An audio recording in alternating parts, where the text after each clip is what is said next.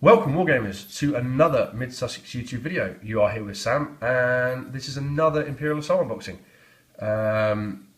The final clan pack in the Bespin Gambit wave. And today we're looking at everyone's favourite charming gambler, Lando Calrissian.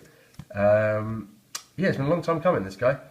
Obviously, supposedly helps Han and Leia and Chewie at Cloud City, but betrays them and then unbetrays them. So yeah, I think he's a decent guy. He's got a very cool model, nice billowy cape, which is awesome because I love painting capes.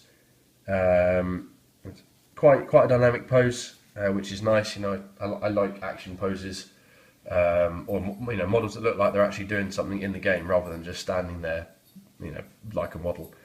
Very detailed, hardly any mold lines on this guy.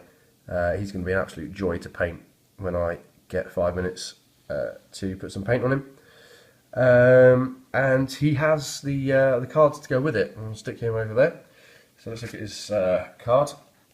How's that looking? A bit bright. There we go. So he has 6 points. He is a leader smuggler, which is quite cool. He has +2 accuracy as standard, which is quite good for green and yellow. Means he can hit those things just that little bit further away. He's got a surge for hide and stun, which is crazy. I like that. He can stun someone and hide at the same time, probably behind that big cloak of his, which just limits the amount of firepower coming back, at him or at his friends. And he's also got surge for +2 damage, which is quite nice. I'm quite surprised that with the yellow dice he's only got 2 surge abilities. But, I guess I have to balance it somewhere. He is resourceful. While attacking or defending, you may reroll one of your attack or defense dice. Awesome, anytime you can get a free reroll, that's great. And this also kind of helps against those pesky HK droids, because you can reroll. If they don't make you reroll, you can reroll, which just makes him a little bit more survivable. He also has a rule called Gambit. Before you re-roll a dice, or a die, you may replace it with another die of the same type. After rolling, the new dice is considered re-rolled. So, I think there's a little bit of confusion with this. People were thinking type meant colour. From now, what I'm hearing on the forums, type is attack or defence. So, if you say you roll a green and a yellow, and you don't make range, you can maybe re-roll the yellow, you can swap the yellow with a blue, and roll that one, or you can put in a red, or you can swap the black for a white. But obviously, then that uses up your reroll, so to speak. So it is a gambit. You've got to gamble and hope you get the right result. I can imagine a lot of times when Lando's on 1 health and someone does an absolute butt ton of hits to him, you go, "Well, I'm gonna take a white dice and go for the dodge." So a pretty good card. I mean, 8 health, 4 speed, black defense. It's pretty standard. He's not, a white dice like most of the rebels, so he might go down a little slower, provided he can roll some high blocks. His skirmish upgrade is heroic effort. Cool bit of artwork. Shows him just before the Battle of Endor. 0 points and it is unique. Include this card in your army only if all deployment cards in your army are unique. When one of your unique figures is defeated, you may draw 1 command card, then place 1 command card from your hand onto the bottom of your deck. I'm not sure about this. I mean, it's 0 points, so if you want to take the themey rebel list, then you might as well throw it in. It does allow you to keep drawing command cards even when you're losing people, and you never really throw them away, because you say you've got, I don't know, Luke, Leia, Lando, then Han. If I was trying to think, maybe if Han dies really soon and you've still got his command card in your hand, you can put that to the bottom and get rid of it, for a little while, and draw another one, which may be, Son of Skywalker, or a more applicable card that will, try and turn the tide against you. I think if you're taking, all unique army, then this will be auto include, which I guess it can only be because, yeah, it's a nice upgrade.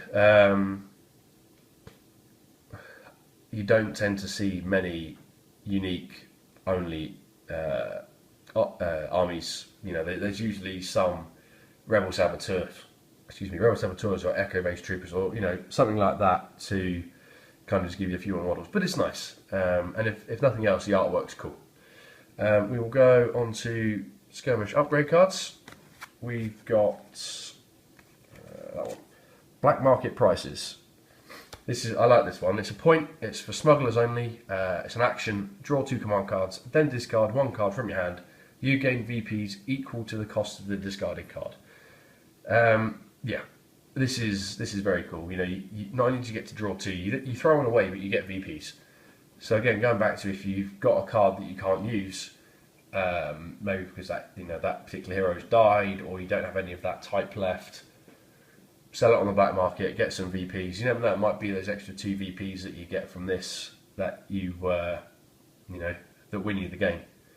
It's pretty cool. I think if you've got a smuggler, it's worth keeping it in. That's Lando, so we'll do that last. We have Stall for Time. It shows Han Solo being chased by an AT-ST.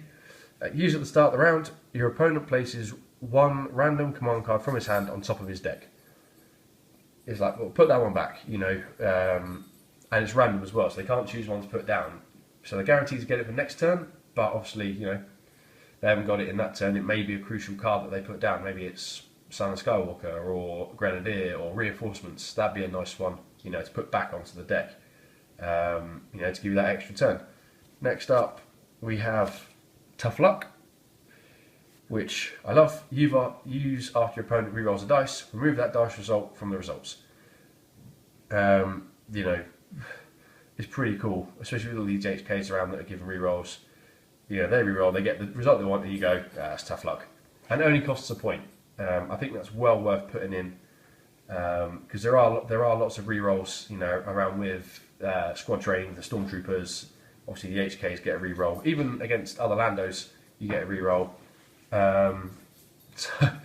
Yeah, I like that one. Last but not least, we have Lando Calrissian's character card. Cheat to Win is awesome. It's a point. It's obviously for Lando only.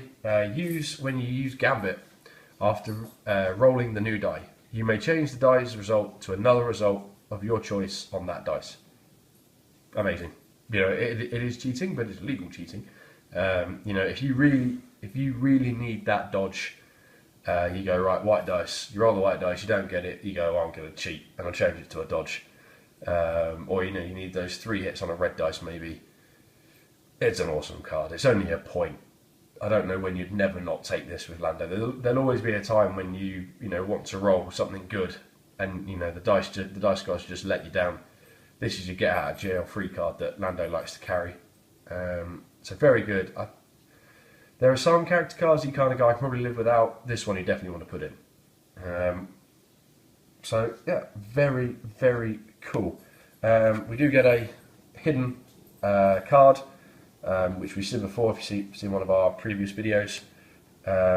There's the side mission for the campaign and the reward card that goes with it, which is quite cool.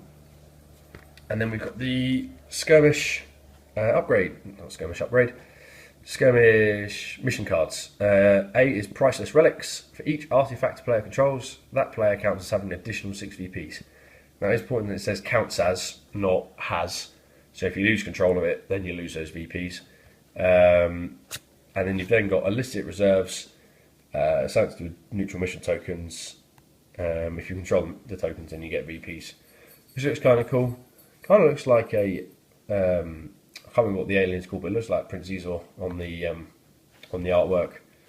It's probably not. It's probably just a random alien. Yeah, there's those. They look quite cool. Let's have a look at the map.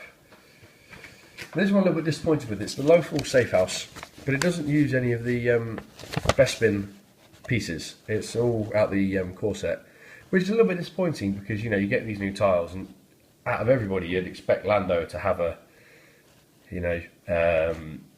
Cloud City map. I mean, he has been on Lothal. If you've seen Rebels, spoilers, he does show up. I think in season 1 and 2. So it's kind of cool that way, but I'd have liked to see him in a more Cloud City based map. But never mind. More maps is always good. And we'll just have a quick look at the Skirmish mission.